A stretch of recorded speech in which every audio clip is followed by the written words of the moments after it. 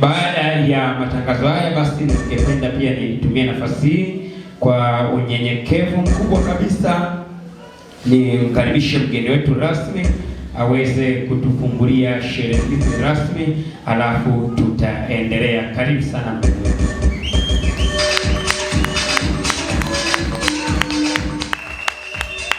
Haleluya! Haleluya! Wangapi tuna amani asubuhi ya leo? Amen. Piga kwa Yesu makofi mengi.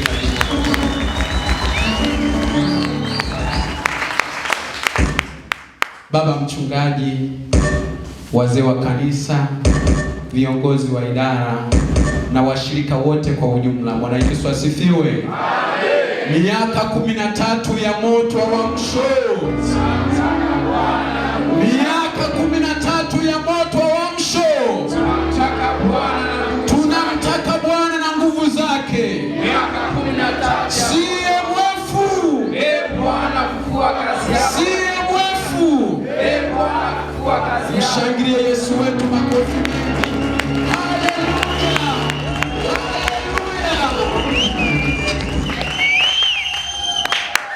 Kwa wakati huu nimepewa sasa kufungua rasmi. Naomba fungua Biblia yako, Wakorintho wa kwanza sura ya 11 mstari wa 7, na tutautamka wote. Jamani, amina. Jamani, amina. Hasa leo ikiwa ni siku ya wanaume. Najisikia raha kuwa mwanaume jamani. Bwana Yesu asifiwe. Basi naomba mzee wangu wa kanisa usome. Tusomee huo mstari na wengine tutautamka.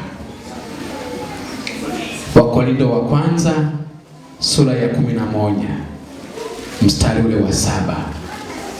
Wakorintho wa kwanza sura 11 mstari wa 7, Biblia inasema, kwa maana kweli haimpasi mwanaume kufunika kichwa, kwa sababu yeye ni mfano na utukufu wa Mungu.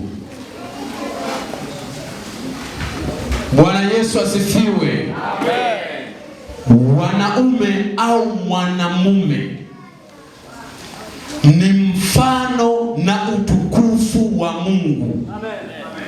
Bwana Yesu asifiwe. Tunapofungua sherehe hizi, tunapokwenda kusherekea, tambua ya kwamba wewe ni mwanaume ambaye ni kichwa cha nyumba, kichwa cha familia. Wewe ni mfano na utukufu wa Mungu katika mambo yote. Haleluya!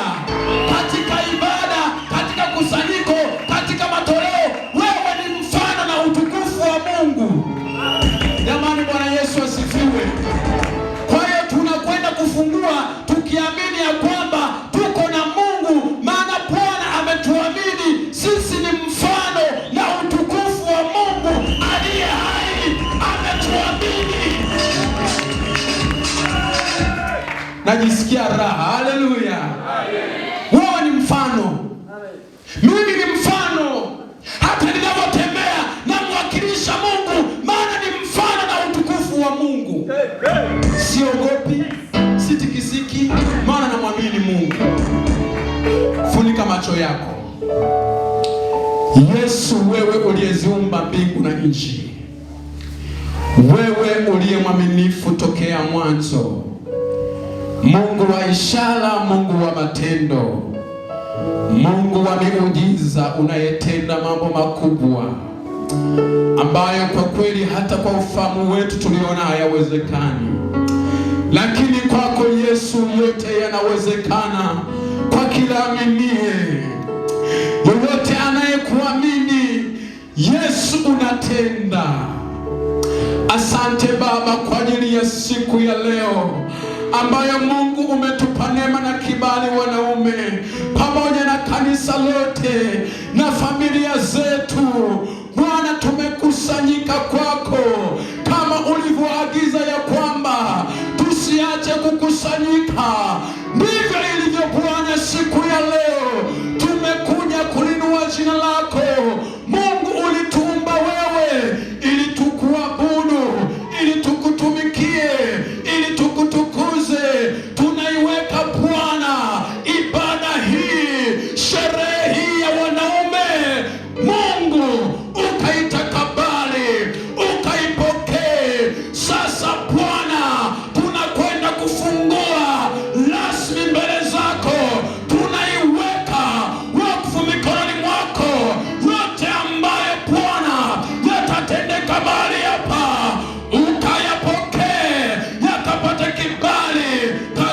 jina la Baba na la Mwana na la Roho Mtakatifu.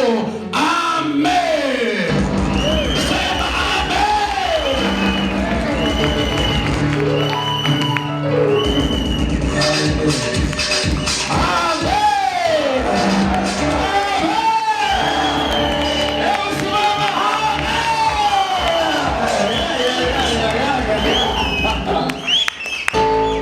Mimi ninaweza, au sivyo? Barikiwe sana. Mgeni rasmi umenifurahisha sana, utukufu kwa Bwana. Yenda kianza kwa nguvu, mwage kimeeleweka, sivyo? Sasa wanaume tupange pale foleni pale.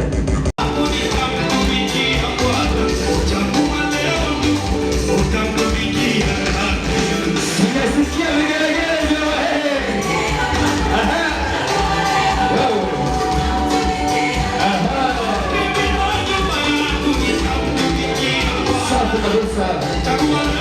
upande wa kutangulia mwanaume alioa, upande mwingine ametangulia bachelor, ila wote si muhimu.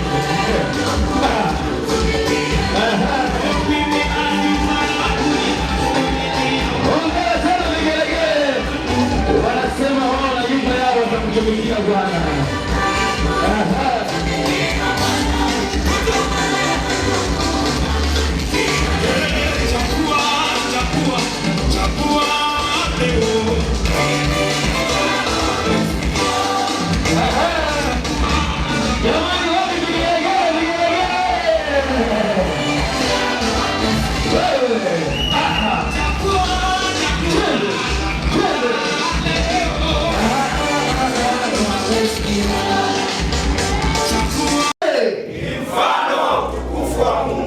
Unaweza mkuongeza miezi kidogo? Mwanaume ni mfano mtukufu wa Mungu. Mambo si yao. Ukiongea ile kija bahati kukuko basi tuonekane sisi tunapokea. Alo, tupe wimbo ufunguzi hapo.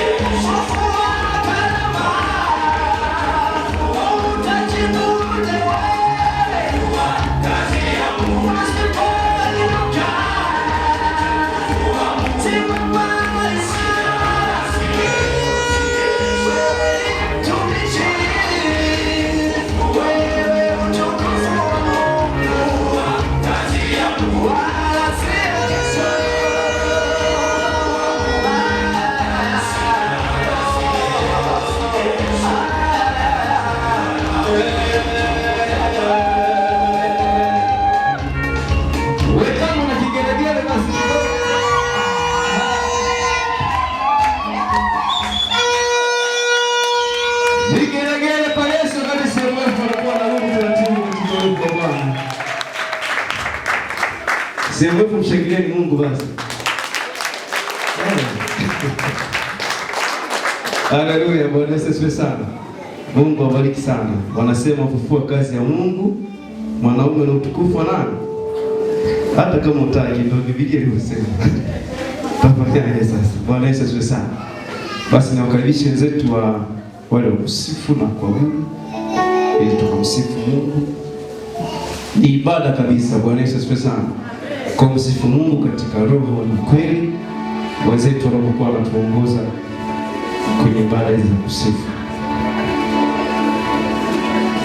Basi wewe kama wakati wa kusifu na kawaida ya kukaa, utaendelea kukaa. Ila kama una kawaida ya kusimama, Roho Mtakatifu atakapokuongoza asifiwe. Haleluya, haleluya. Kabisa ni wakati mwingine tena ambao tunaenda kuimba tenzi namba 162 cha kutumaini sina.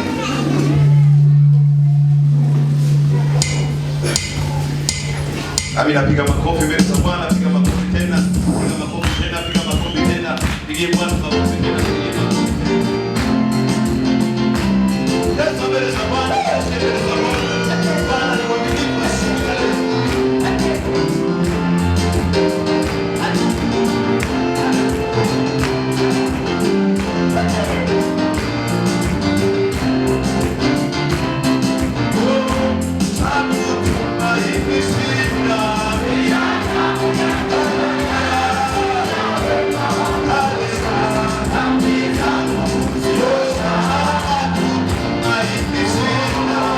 Yeah.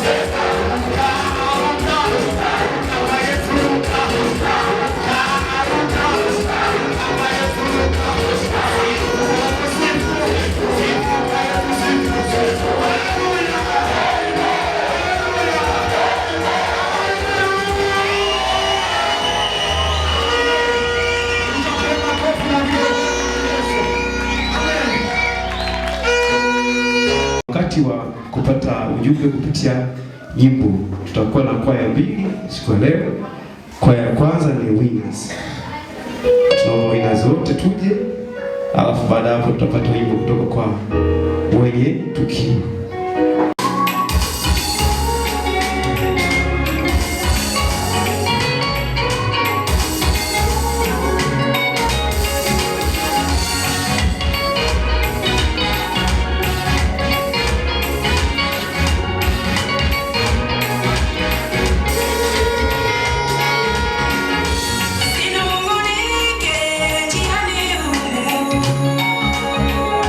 Usifa zaike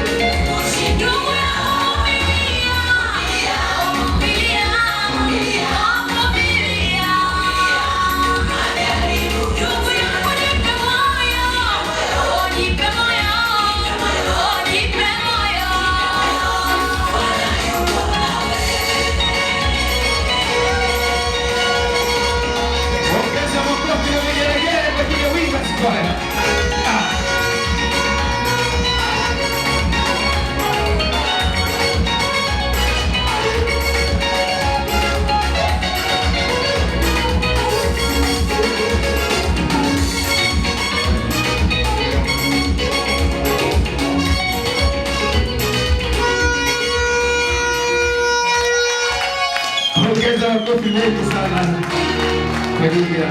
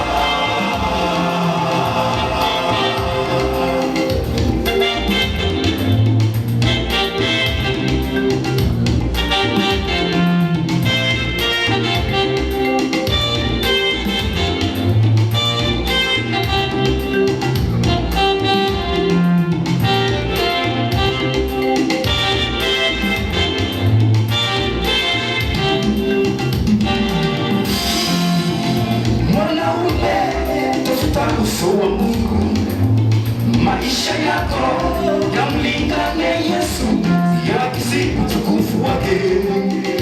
Bwana Yesu aliyotuachia hapa duniani, Baba ile ulingo yangai nasame, ulingo Yesu pateo wendo wetu umlingane Bwana, maisha yetu yamlingane Bwana, ndipo utukufu wake utaonekana katika maisha yetu sisi wanaume.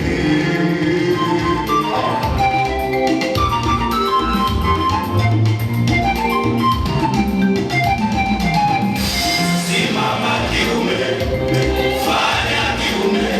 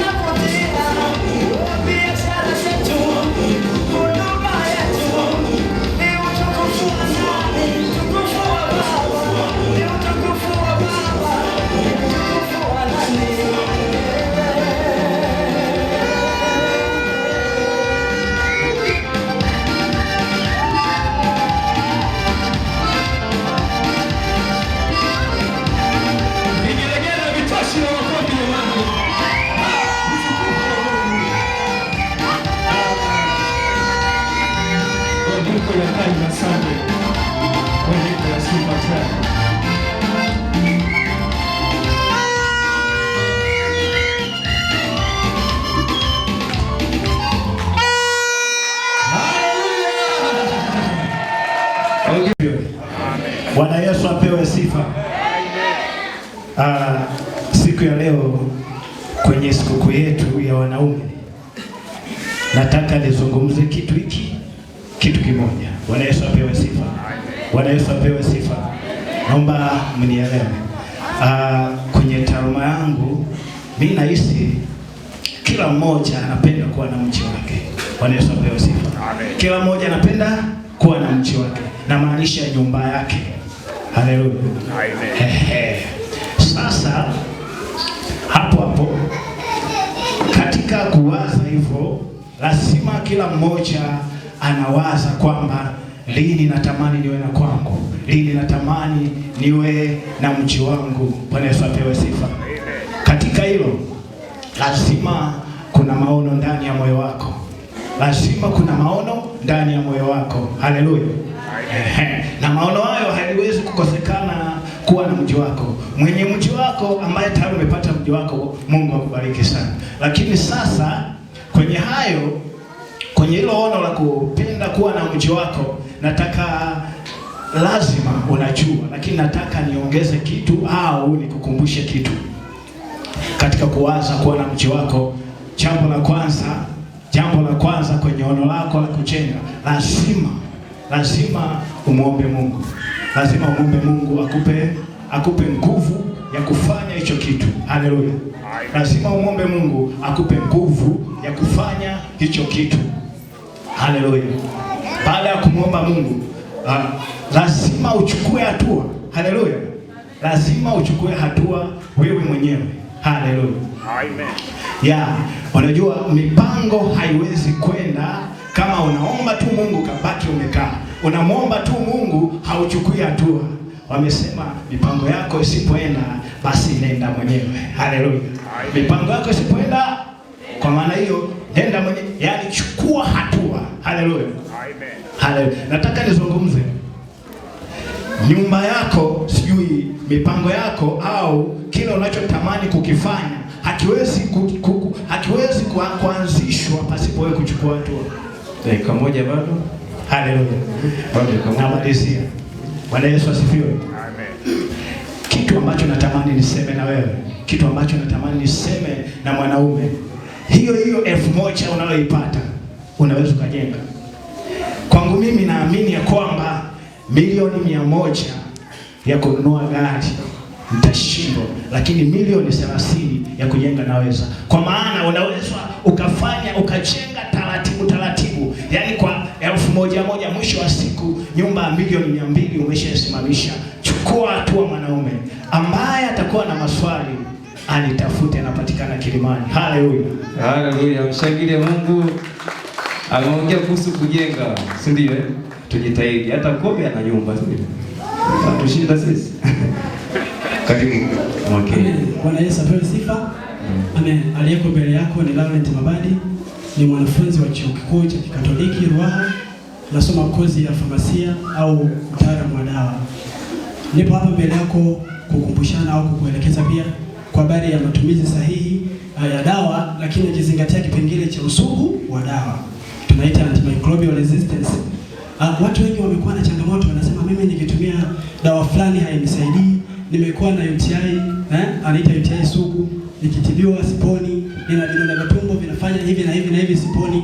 Lakini shida ni kwamba sio kwamba uponi.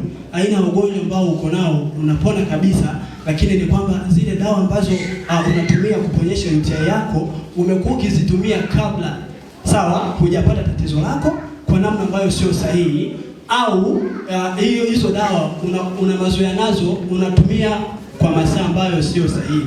Ninapozungumzia usugu wa dawa namaanisha nini? Namaanisha ni ile hali ya dawa unayoitumia kuto kukuletea matokeo kutokana na nini? Kwamba bakteria yupo ndani ya mwili, fungus yupo ndani ya mwili, au parasites au fungus au virus wapo ndani ya mwili wako. Kwa hiyo wanakuwa wakishakaa ndani ya mwili wako, unavyotumia dawa kwa namna ambayo sio sahihi, wale virus au fungus au bakteria wanazoea zile dawa, kwamba anatumia sasa hivi, baada ya masaa 8 tunategemea ameze tena sumu ya kutuua, lakini yule ndugu anasahau, si ndio? Kama anasahau, yule bakteria aliyekuwa kama amezimia au amekosa nguvu, unamfanya ainuke tena upya. Kwa hiyo ukishazoea kutumia dawa za antibiotics sana, mwili wako unachukulia kama ile ni kama chakula. Yaani wewe kwamba kidonge kile kikiingia ndani ya mwili wako, mwili haushtuki wala hujui kama kuna kitu kigeni kimeingia ndani ya mwili wako. Sasa mambo gani yanasababisha sasa hii usugu wa dawa? Dawa zisikusaidia. Unatumia vibaya dawa. Sawa jamani? Una utaratibu wa kununua dozi nusu, yaani nusu dozi. Unaambia una dawa za shilingi karibu za shilingi 500. Ukishatumia, mwili unazoea kwamba hii ni chakula tu cha kawaida. Kumbe namna nzuri ya kumsaidia mtoto wako, hebu unamnunulia dozi kamili. Akitumia dozi, usimpe tu dozi kamili, bali kwa masaa sahihi. Sawa jamani? Au anakunywa maji, anatumia dawa kwa wakati, anamaliza dozi nzima. Lakini pia tujiepushe kutumia dawa kienyeji. Sawa watumishi wa Mungu? Hebu hakikisha umeenda hospitali umepima, ujue kwamba aina ya dawa ambazo nimepewa ni za bakteria ndio, lakini bakteria wa aina gani? Kama ni bakteria gram negative au gram positive, unapewa dawa ambazo ni sahihi zinaenda kulenga yule bakteria. Sawa jamani? Usio unaenda kwenye viduka tu vya madawa, naomba dawa za 1000, nifanyie za 500. Hiyo inakuja kugharimu mwili unakuzoea na uwezo kaondokana na bakteria. Kwa changamoto yoyote, karibu tutashauriana. Amen. Ukitaka maelekezo zaidi, daktari pale yupo, Dr. Mjitegemea. Bwana Yesu asifiwe. Kwa majina naitwa Emmanuel Alex Mangumu.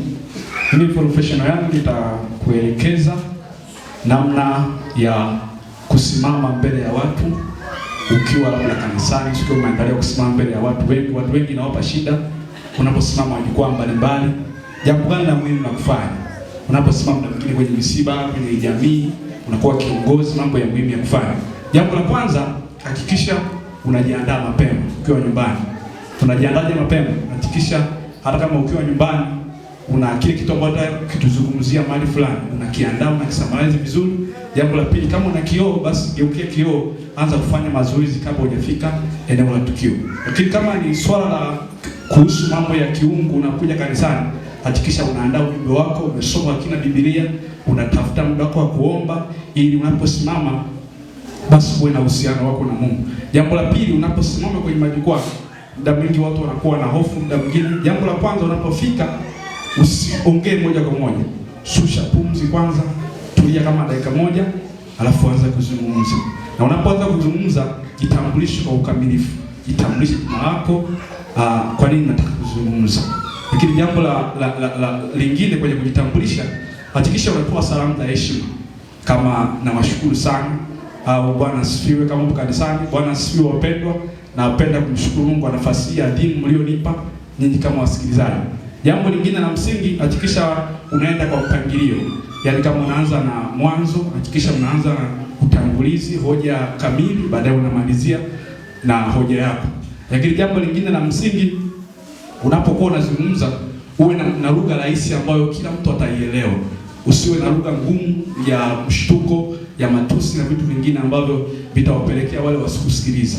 Unapokusimama mbele ya watu, kama hauna ujasiri, basi mkazie macho mtu mmoja, au kama uwezi kabisa, watazame watu hapa juu ili uwe na uwezo kuzungumza mbele yao. Usiangalie chini.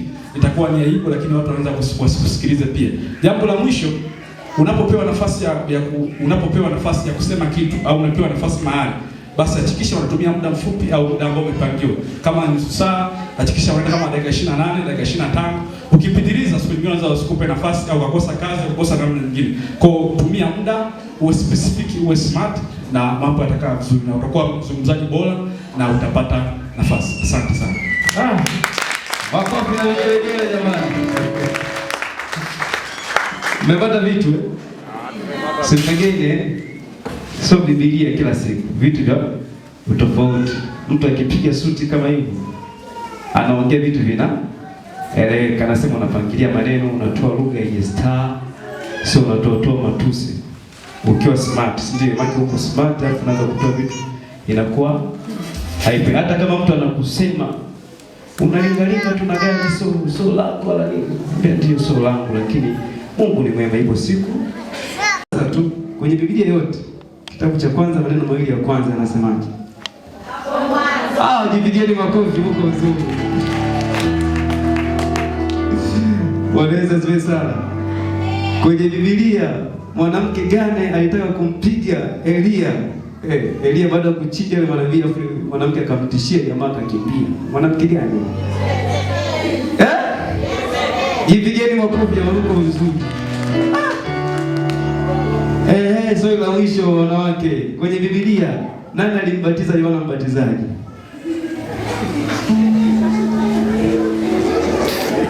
Hapo sasa ndio ndokera. Amina, Bwana Yesu asifiwe sana. Mungu awabariki sana. Niwakaribishe na wachao mwekeo viongozi wapo hapa. Nitakuja kuuliza maswali Alhamisi kupata jibu kwamba nani alimbatiza Yohana Mbatizaji. Sadiki asema mwenyewe sijui. Na mwalimu wangu wa wokovu. Sawa, ni wakati wa kusikiliza risala. CMF wameandaa risala kwa mgeni rasmi. Kwa hiyo yule mtu ambaye ameandaliwa kwa ajili ya kusomea risala, tafadhali naomba uchukue nafasi kwa ajili ya kuisoma.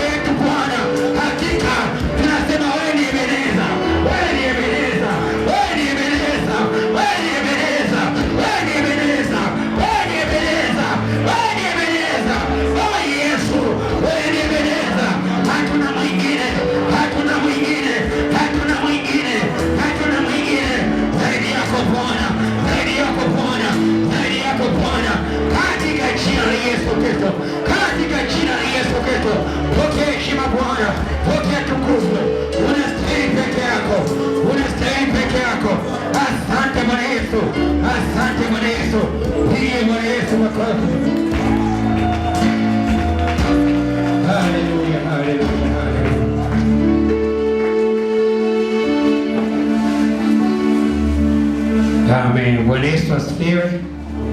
Bwana Yesu asifiwe. Haleluya. Hebu fanya namna hii. Shangilia Bwana. Shangilia. Piga shangwe. Shetani ajue ya kwamba tunamtukuza Bwana mahali hapa. Piga shangwe.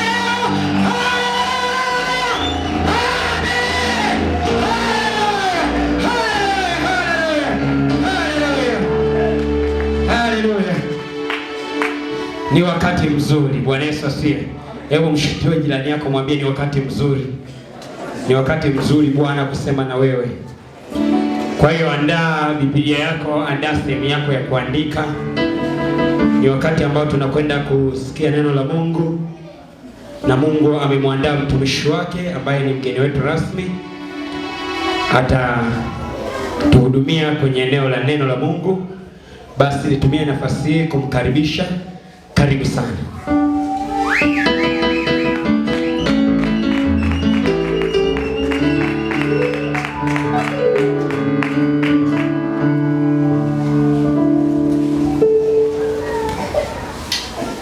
Baba mchungaji, viongozi wote wa idara, wazee wa kanisa na wanaume wote, Bwana Yesu asifiwe.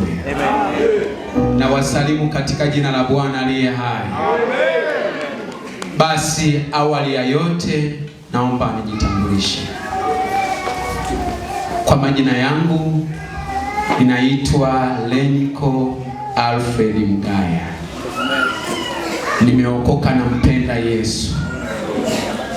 Nimeoa jamani. Mungu amenibariki, amenipa watoto wa kiume, watoto wanaume wawili, lakini bado tunaendelea. Usije kasema wawili ndio tumeishia hapo, hapana. Tunaendelea. Jamani, Bwana Yesu asifiwe. Lakini ninamshukuru sana Mungu kuwepo siku ya leo mahali hapa. Nilipata simu kutoka jimbo kupitia uongozi wa idara ya wanaume, kupitia kwa katibu wetu Eric Mtandi, akanitaarifu kwamba ninatakiwa nifike hapa, na ninawashukuru kwa kunipokea. Mungu awabariki sana. Bwana wabariki sana. Najisikia amani kama niko nyumbani, mchungaji wangu. Najisikia raha sana. Unajua ukiwakuta wanaume wenzao wanafurahi, kwa nini usifurahi jamani? Lakini namshukuru Mungu kunipa kibali. Kule nilikotoka, nimetokea jamani Ilula, section ya Ilula, kwa mwangalizi Dominic Chazi Mtende.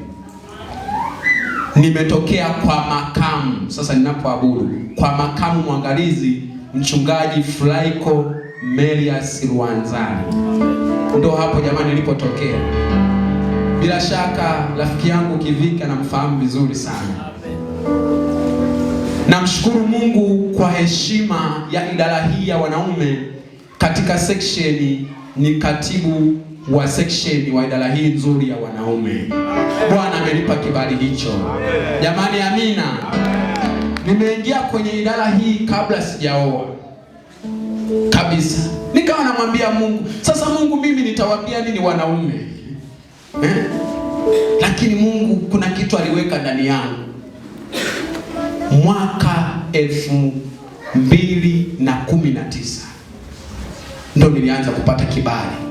Nilianza kuwa mtunza hazina, baadaye nikapanda, sasa hivi ni katibu. Namshukuru sana Mungu. Jamani, Bwana Yesu asifiwe. Sasa itoshe hapo kwenye utambulisho. Mungu awabariki sana. Sasa leo ni kilele, ni final ya wanaume. Amen. Na naweza nikasema kweli tumeshinda kwa kishindo kikubwa. Jamani, haleluya. Tumeshinda kwa kishindo kikubwa katika mambo makubwa ambayo tunayotakiwa kuyafanya ni kama haya. Tunaposherehekea, cha kwanza lazima tumtokee mchungaji wetu. Wanaume mjipigie makofi.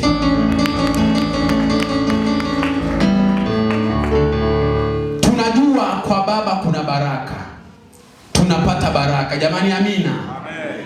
Lakini na mambo mengine ya kuimba, kula, hayo yote yapo, lakini lazima tumtokee mchungaji wetu. Kwa hiyo nasema tumeshinda kwa kishindo kikubwa, maana tayari tumetekeleza. Jamani, amina. Na mimi huko kwangu nilikotoka nimesema chonde chonde naenda huko, hapa lazima kieleweke na wameshatekeleza. Jamani, amina. Kwa nilikotoka nimeacha salama na nimeaga kwa mchungaji. Jamani, sijatoka tu kinyemela niliaga wiki moja kabla. Kwa hiyo mchungaji akaniombea, akanibariki, nimeruhusiwa baba. Jamani, Bwana Yesu asifiwe. Nashukuru kwa risala, nimeipokea, nimeisikia. Mungu abariki viongozi.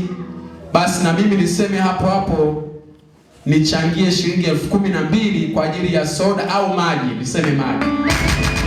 Napoendelea kuchimba shimo, muwe mnapata maji. Muwe mnapata maji, maana nimezunguka huko nyuma nimekuta kuna mlima.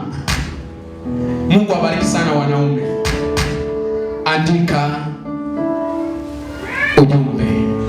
Tuna muda mchache, lakini nivumilie. Hatutachelewa. Jamani, amina. Hutachelewa. Wewe nivumilie kwa dakika chache kabisa. Andika ujumbe, mwanaume na utumishi. Mwanaume na utumishi. Kwenye mabano unaweza ukaandika ukimtumikia Mungu atakuheshimu. Ukimtumikia Mungu atakuheshimu. Mwanaume na utumishi. Utumishi tunaoongelea siku ya leo, tunaongelea utumishi wa kumtumikia Mungu aliye hai. Hatuongelei utumishi wa hali ya kibinadamu kama kufanya tu kazi za kawaida. Tunaongelea utumishi wa kutumika katika madhabahu ya Bwana aliye hai. Bwana Yesu asifiwe. Tutakuwa na andiko letu kuu linalopatikana Yohana 12 mstari ule wa 26. Hilo ni andiko letu kula siku ya leo. Utumishi ni hali ya kutumika. Kama unaandika, utumishi ni hali ya kutumika. Ni kufanya kazi, sio kukaa tu. Ni kufanya kazi. Utumishi ni wito. Bwana Yesu asifiwe. Ni wito, ni kutumika, ni kufanya kazi. Tumeitwa shambani mwa Mungu kwa ajili ya kutumika. Tumeitwa shambani mwa Mungu kwa ajili ya kufanya kazi. Na ndani ya hekalu la Mungu kuna kazi mbalimbali. Mahali hapa kuna kazi mbalimbali. Kuna kazi za kufanya usafi, ziko mahali hapa. Kuna kazi ya kuomba, ziko mahali hapa. Kuna kazi za kufariji, ukarimu. Bwana Yesu asifiwe. Hizo zote zinapatikana mahali hapa. Na hizo zote ni kwa wewe mtu wa Mungu ambaye umeokoka, ya kupasa uzifanye. Bwana Yesu asifiwe. Kwa hiyo tupo kwa ajili ya kumtumikia Mungu. Mungu ametuita, ametutoa huko tulikokuwa, tuje mahali hapa kwa ajili ya kuomba, kulicha jina lake. Bwana Yesu asifiwe. Huwezi ukasema nimekuja kanisani nimekosa kazi ya kufanya. Ni kitu ambacho hakiwezekani. Jamani, si kweli Mahali hapa kuna kazi nyingi. Kwa hiyo sisi tuliookoka, jamani, tumeitwa kwa ajili ya kufanya kazi ya Mungu. Na kuna utumishi wa aina mbili tu. Moja, kumtumikia Mungu. Mbili, kumtumikia shetani. Usipotumika kwa Mungu, utatumika upande wa pili kwa shetani. Jamani, si ndio? Usipomtumikia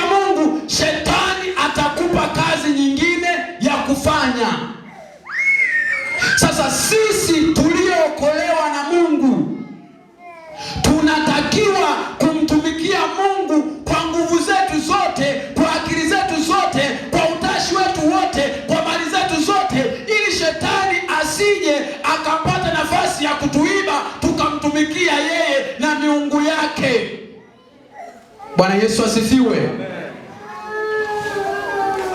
Utumishi wa aina mbili, kumtumikia Mungu na kumtumikia shetani. Sasa sisi tulioko hapa tumechagua fungu lililo jema. Bwana Yesu asifiwe. Jamani, haleluya. Tumechagua fungu lililo jema la kumtumikia Mungu wetu aliye hai. Sisi sote ni watumishi wa Mungu. Naamini hilo. Bila shaka kila mtu anafahamu. Jamani, si ndio Naomba sasa tusome andiko. Tusome andiko letu la msingi. Lakini unavyoandaa andiko hilo, naomba uandike na maandiko mengine.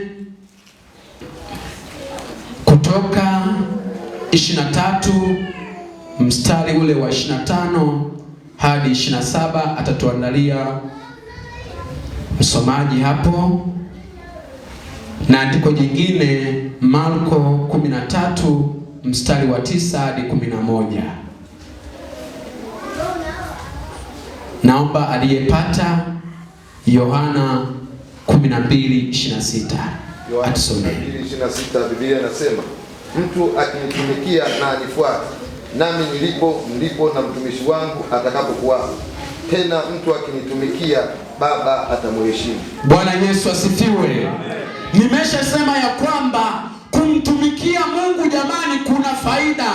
Kumtumikia Mungu jamani inalipa. Heshima ambayo ulionayo sasa hivi inayoonekana ni kwa sababu ya kumtumikia Mungu aliye hai. Ulinzi unaopata ni kwa sababu unamtumikia Mungu aliye hai. Jamani, Bwana Yesu asifiwe. Wakati mwingine tunapotembea au tunapoenda sehemu mbalimbali, unaweza ukaona ya kwamba unathaminika au unaheshimika ni kwa sababu ya kitu tu kimoja, ni kwa sababu unamheshimu Mungu, ni kwa sababu unamtumikia Mungu aliye hai na wa kweli, anayetupa uzima ule unaodumu, ule unaoshinda. Haleluya. Tumeheshimiwa. Hatuna kitu cha thamani. Unapomtumikia Mungu anazidi kukuinua, anazidi kukuheshimisha hata katikati ya watu wakuu. Bwana anakuinua kwa sababu unamtumikia Mungu. Amesema atakuheshimu. Najisikia fahari. Bwana Yesu asifiwe. Mungu anakuheshimu. Mungu anakuinua. Sasa kutokana na muda, naomba mwingine asome Kutoka 23 na tuandike maandiko haya yote, maana naona saa inakimbia kweli kweli. Kutoka 23 ndio Biblia inasema, nanyi mtamtumikia Bwana Mungu wenu kabisa, naye atakibarikia chakula chako na maji yako, nami nitakuondolea ugonjwa kati yako. Amen. Andika Yeremia 1 sura ya kwanza mstari wa Yeremia sura ya kwanza mstari wa 4 mpaka wa 10. Kwenye utumishi wa Mungu hatui peke yetu. Kwenye utumishi wa Mungu hatuko peke yetu. Utumishi ni mzigo. Hatuwezi kutumika kama Mungu hajaweka mzigo ndani yako. Utumishi ni mzigo. Yeremia 47 mstari wa 7 utaandika, kumbuka vile unavyotumika utumishi wako utapimwa. Vile unavyotumika utumishi wako utapimwa. Kwa hiyo unavyotumika, mtumikie Mungu kwa uaminifu, maana kuna siku inakuja utumishi wako utapimwa.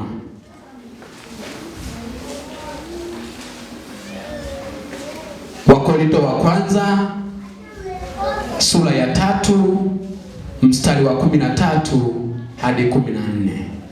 Wakorintho wa kwanza sura ya 3 mstari wa 13 hadi 14. Vipo vizuizi vya utumishi. Vipo vizuizi vya utumishi. Moja, kujihurumia. Mtu anajihurumia. Tukisema jamani, kuna maombi ya masaa 24, mtu anaanza kujihurumia, anaanza kuona vidonda vya tumbo kabla hujaanza hata kuomba. Acha kujihurumia jamani. Bwana Yesu asifiwe. Acha kujihurumia. Labda kama daktari amekupa ushauri, jamani, amina, inaruhusiwa, lakini usijihurumie. Jambo la pili, maneno ya watu. Maneno ya watu yanakatisha tamaa. Kumtumikia Mungu wakati mwingine utaonekana kama ni kielele. Wakisema kwenye sifa wewe upo, wakisema kufagia wewe upo, wakisema kwenye maombi wewe upo, wakati mwingine unaonekana kama kielele. Sasa wanavyoona wengine wanakusema wewe usikate tamaa, endelea kumtumikia Mungu aliye hai. Jamani, Bwana Yesu asifiwe. Endelea kumtumikia Mungu. Acha nikupe na andiko. Matendo, kujihurumia. Matendo 21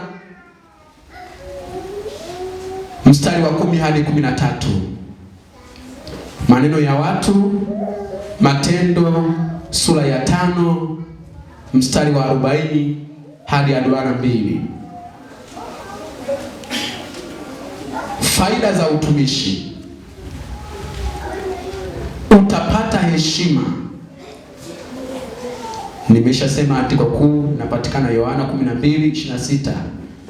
Jambo la pili, utapata kibali.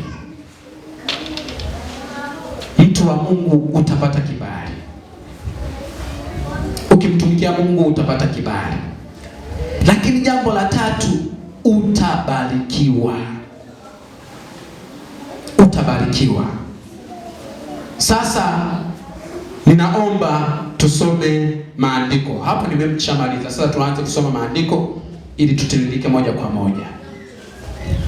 Kama mmepata Yeremia 47 mstari wa 7, naomba tusome. Na mwingine aniandalie Matendo 21:10 hadi 13, na wa mwisho atalisomea Kutoka 23 hadi 25. Kutoka sura ya 23 mstari mmoja tu wa 25.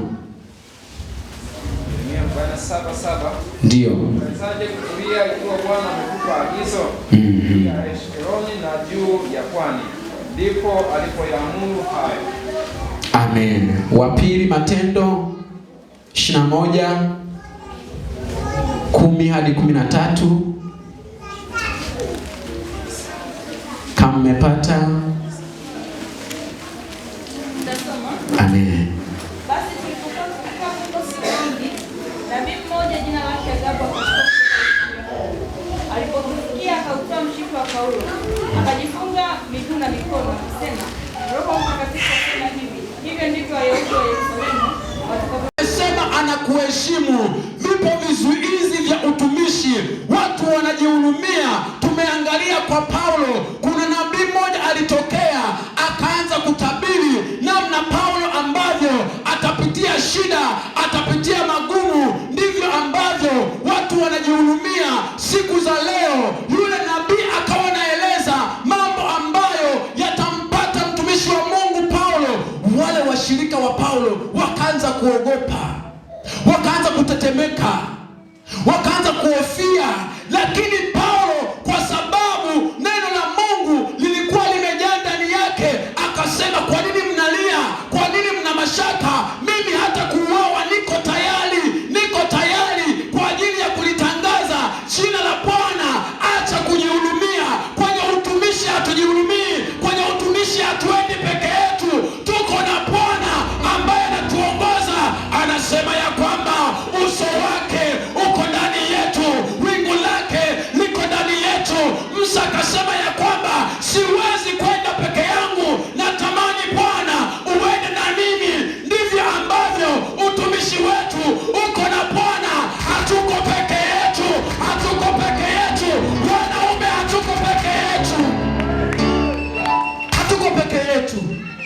Chochote ambacho tunakifanya, chochote ambacho tunakifanya, tunafanya kwa ajili ya Bwana. Bwana Yesu asifiwe. Chochote ambacho tunakishika kwa mamlaka ya jina la Yesu aliye hai. Popote tunapokanyaga, tunakanyaga kwa jina la Yesu aliye hai. Ananena ya kwamba sisi ni mfano, sisi ni kichwa ambacho tunaongoza wengine. Najisikia raha kuwa mwanaume, lakini kuna wasaidizi nyuma, akina mama msiwasahau. Jamani, Bwana Yesu asifiwe. Tunamtumikia Mungu. Acha kujihurumia. Wakati mwingine Mungu anakuambia fanya kitu fulani, unaanza kuumia. Siku moja nikamwambia mke wangu, wakati watoto wetu wanasumbuliwa, mtoto mmoja wa kwanza akawa anaumwa sana. Wakina mama mnafahamu degedege. Kuna wakati mwingine mtoto tunashangaa tu usiku anabadilika. Nikamwambia Mungu, sasa mimi hii nimechoka, inatosha kabisa. Nikamwambia Mungu, ninafunga na kuomba, lakini naambia Mungu ni nini ambacho unataka nikutolee wewe. Ogopa sana. Tumemaliza maombi, nikamwambia mke wangu, Mungu anasemaje? Tumpe nini? Tumtolee nini? Mke wangu akasema, Bwana amesema 20,000. Alafu wakati huo sina chochote. Sasa huwezi kumpinga mama, ndo aliyebeba mimba miezi 9. Mzee ukasimama ukasema, Bwana hapana, tupunguze kidogo. Nakumbuka mlikubaliana ya kwamba inatakiwa tufanyaje? Tutoe chochote atakachosema Bwana. Nilisimama mzee nikasema, Mungu unajua, na hizi yenu unajua kwa kuzipata. Namshukuru Mungu, nikakupea zingine. Nikasema mke wangu, sasa amesema 20,000, haina shida, tunazipeleka.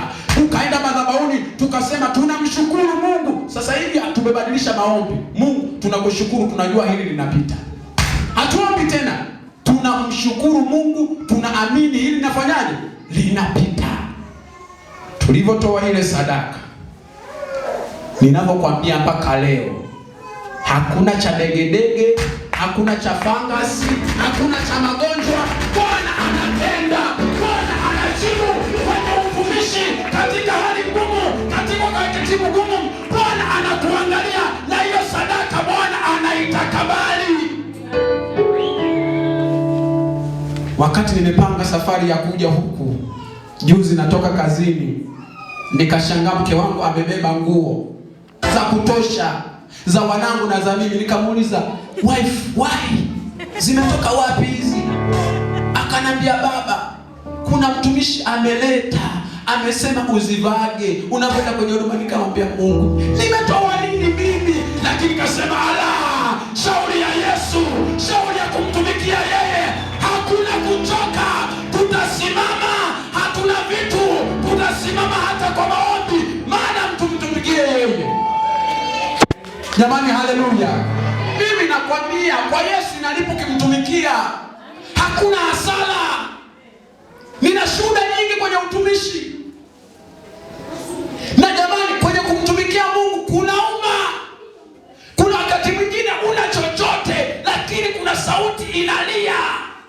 Yule ndiye anasema kwamba nitatuliaje nikisikia sauti ya Bwana? Na uwezaje kutulia kama Mungu amesema na mimi? Nataka nikwambie, huwezi kutulia. Huwezi kutulia. Yako mengi ambayo ukimtumikia Bwana kwa uaminifu anakuinua. Nakumbuka mwaka 2020 nimeenda kwenye kongamano la uinjilisti. Naongea habari ya utumishi. Tulikuwa na mtoka mbali. Mimi mahali pale ni mwenyekiti wa uinjilisti. Wakafundisha ile somo likanigusa kweli kweli, na wakati huo ndo nimetoka tu kufunga ndoa changa. Nirudi na upako kutoka Dodoma. Nilipofika nyumbani nikamwambia mke wangu, wewe utaitwa Mama Filipo kwa jina la Yesu aliye hai. Mke wangu ana mimba mwezi huu mmoja. Imani hiyo kwenye utumishi jamani. Naongelea kwenye utumishi. Akaja mwangalizi wangu Mtende. Akanambia wa 12, akasema unatarajiwa kuitwa baba nani? Nikamwambia Baba Filipo. Kwa amani ya Bwana, sina mashaka. Bado kabisa mke wangu bado. I say Jumapili tarehe 23 siku ya Pentekoste, siku ya kilele, niko madhabahuni na msifu Mungu. Na kwenye sifa Bwana, mimi naamini Mungu huwa anashuka. Kuna vitu, kuna kamba huwa zinakatika, kamba za magonjwa, wanaosumbuliwa au na shida yoyote, kupitia sifa Bwana anatenda. Niko pale mwana praise, niko pale, haleluya, zimechanganya.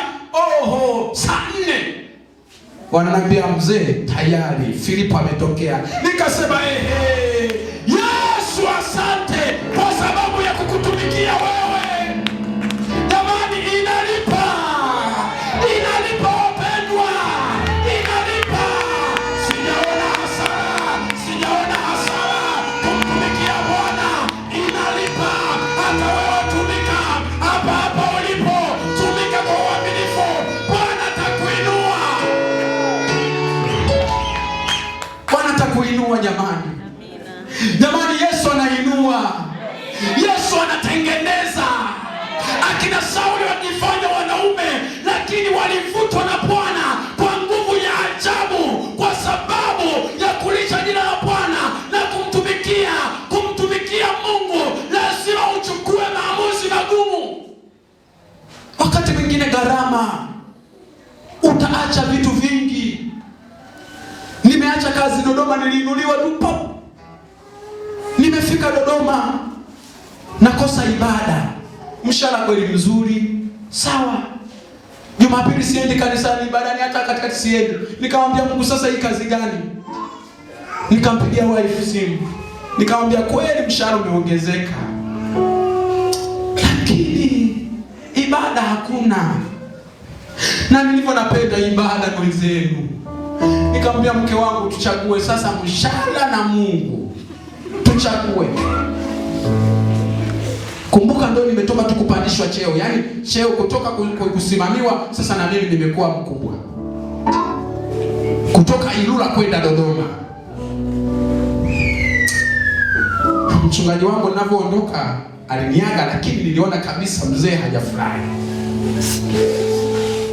kwa sababu tu ya maisha haya yanayotuzunguka ya kila siku, hakuna namna. Nikamwambia baba, narudi. Akasema umesema? Akasema baba, narudi. Akasema kwa nini mwanangu? Nikasema baba, nakosa raha, nakosa ibada. Kumbuka ni katibu wa section. Mkurugenzi wangu mchungaji Muyumbo kila siku anapiga simu, alo sasa katibu, sasa katibu. Zile sasa katibu zinanisumbua. Nikasema jamani, sasa ningekuwepo huko sasa ningefanya. Nikampigia meneja wangu simu, nikamwambia baba, samahani, hivi sasa hivi niko safarini, naondoka, nashukuru. Nikaacha mshahara, nikarudi nyumbani. Nikasema Bwana, utanitokea huko huko nitakako kwenda, utanipa kazi, na Mungu amenipa na ninaendelea. Sikati tamaa, naendelea kupambana na Bwana aliye hai. Gharama, kuna gharama, kuna gharama. Kunahitaji kujitoa, kunahitaji kumpenda Mungu kwa moyo wote. Nataka nikuite mtumishi wa Mungu, kanisa zuri la Kilimani, wewe ambaye hujaona faida, nataka nikutazamishe ya kwamba kwa Yesu kuna faida. Ukimtumikia Mungu, hajawahi kumtupa mtu wake, inaripa, unaheshimika, unathaminika. Tulio wanyonge Bwana nainua, tuliokosa heshima anakuheshimisha. Hata wewe yuko leo, anaweza kutenda, anaweza kubadilisha maisha yako kutoka kwenye udhaifu kuinuka tena. Inawezekana, inawezekana. Hata kwenye ukoo wako inawezekana. Yawezekana walikudharau, lakini nataka nikwambie, nyenyekea kwa Bwana, tumika kwa Bwana, utaona hekima ya ajabu ukiinuliwa kwa viwango vya juu. Maana Bwana yeye ni wa kuinua, yeye sio kushusha, yeye ni wa kuinua, anabariki. Haleluya, Bwana anabariki. Nina shuhuda nyingi. Wakati mwingine mzee huwa nawaza, kwa mamangu niko peke yangu, wenzangu wote walikufa. Nikawa nawaza, Mungu, sasa mimi ulinisaza wa nini? Wakati Wakati mwingine unajua wewe unatumika, nikiingia kanisani nakupa. Na yeye anasema sasa mimi naona kama nakukosea bado. Kama ulinisaza mimi, nini cha kufanya? Mtu wa Mungu, Mungu anakupenda. Mungu anakupenda. Nataka nikwambie Mungu anakupenda. Hutabaki kama ulivyo.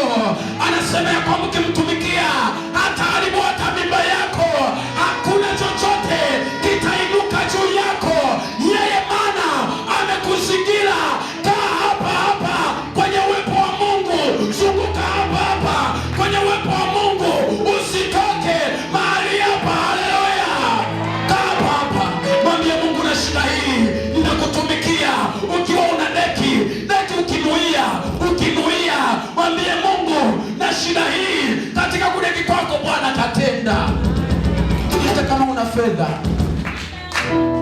vile ambavyo unavyogusa Mungu anatazama. Mungu anainua. Hata kama una pesa, njoo mbele ya watu hapa. Kuna watu wana shida, wanasubiri maombi yako. Kuna watu tunainuliwa, kuna watu wanasota kwa ajili yetu. Kuna watu tunaheshimika, kuna watu wanaomba kwa ajili yetu. Yawezekana kuna wakati mwingine unaona unaongea tu vizuri, watu wanakusifia. Nataka nikwambie kuna mtu mmoja anafanya kazi ya kukuombea wewe, haujui tu. Oh Yesu. Simama mahali ulipo.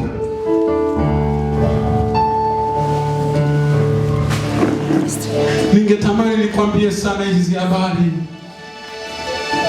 lakini inatosha. Inatosha. Kwenye utumishi usilalamike, acha kulalamika. Watu tunajihudumia, unasema mimi ni kiongozi. Nasimamia sehemu nyingi. Huwezi. Unakata tamaa. Acha kukata tamaa. Mungu amekuamini, Bwana anagawa talanta kutokana na ulivyo. Acha kujihurumia. Tumeitwa kwa lengo moja tu, la kumtumikia Mungu. La kumtumikia Mungu. Wewe unayejua ya kwamba moyo wako uko wazi. Yawezekana kuna wakati mwingine tumetumika kwa mazoea. Kazi zetu zitapimwa. Utumishi wetu utapimwa. Utumishi wako utapimwa. Hata wa mimi utapimwa. Moyo wako ni wazi. Ni wazi mbele za Bwana. Hebu inua mkono wako juu. Yesu. Asante Baba. Niko hapa niguse Baba. Niguse Yesu. Yesu niguse. Niguse Baba.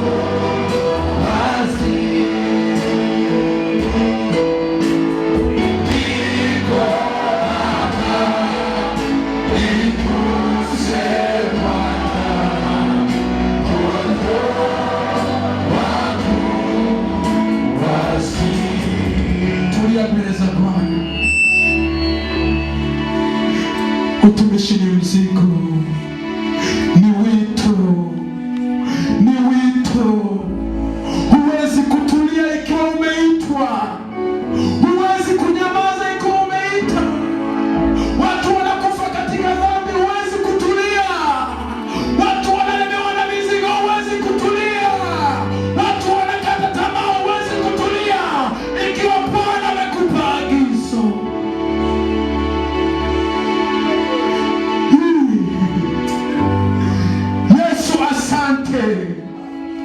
Kwa ajili ya kanisa lako ambalo Bwana ulinunua kwa damu yako ile ya thamani. Ukatuita Bwana ili tutumike mbele zako.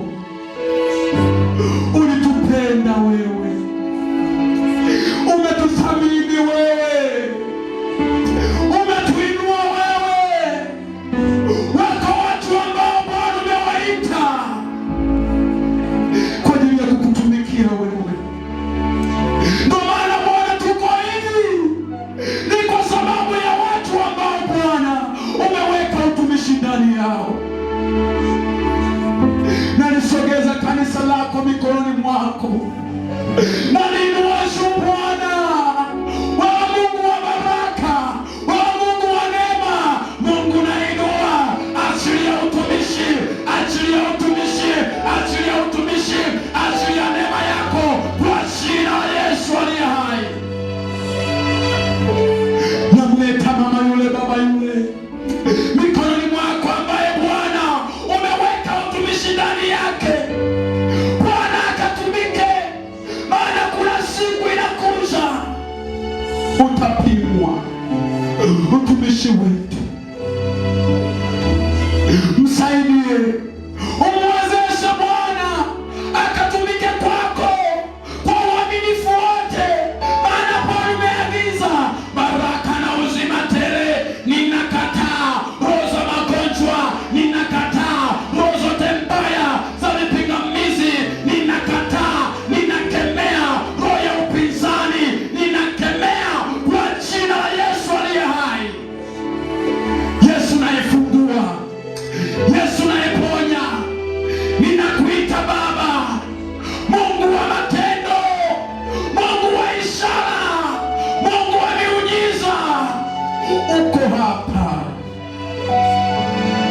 kamtumie kila mmoja, kamtumie Bwana kwa kusudi lako, ili asije kama mtumishi wa shetani. Tusaidie Bwana, tuwezeshe Bwana, katika jina la Yesu aliye hai. Amen. Amen.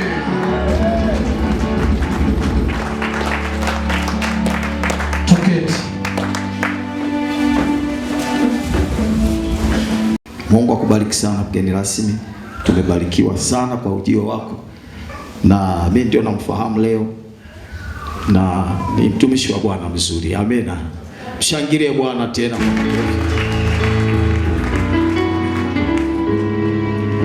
Mimi niwe na maneno tu kama mawili tu. Moja, la kwanza la shukrani. Mungu nisi nikasahau nikaongea vitu vingi, nikaja nikasahau shukrani. Mungu awabariki sana sana kwa ajili ya kututia moyo. Mimi kwa niaba ya familia tumepokea kwa mikono miwili, na tunaahidi kuendelea kuwaombea kama ambavyo nyinyi mmeendelea kututia moyo na kutuombea pia. Na Bwana wabariki. Chochote ambacho ulinyosha mkono kufanya kwa ajili yetu, basi Bwana akubariki na akurudishie. Amina. Amina. Na la pili ni la kama wazo hivi. Kwa kweli kwa kipindi hiki idara imefanya vizuri sana. Yaani sikuwahi kuona mshikamano kubwa sana kwenye kipindi hiki. Ni uamsho.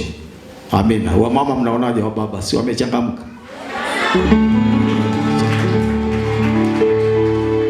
Yaani hakuna Hakuna hata mahali nilipofikiri labda nitasaisha au nitafanya nini. Wamenyooka, wamefanya vizuri, yaani kila walichokipanga kimeenda kama kilivyopangiliwa. Wamefanya kwa viwango vikubwa kweli kweli. Chukue nafasi ni mshukuru mwenyekiti, makamu mwenyekiti, katibu na mtunza hazina na wakina baba wote kwa maandalizi mazuri ambayo wameyafanya.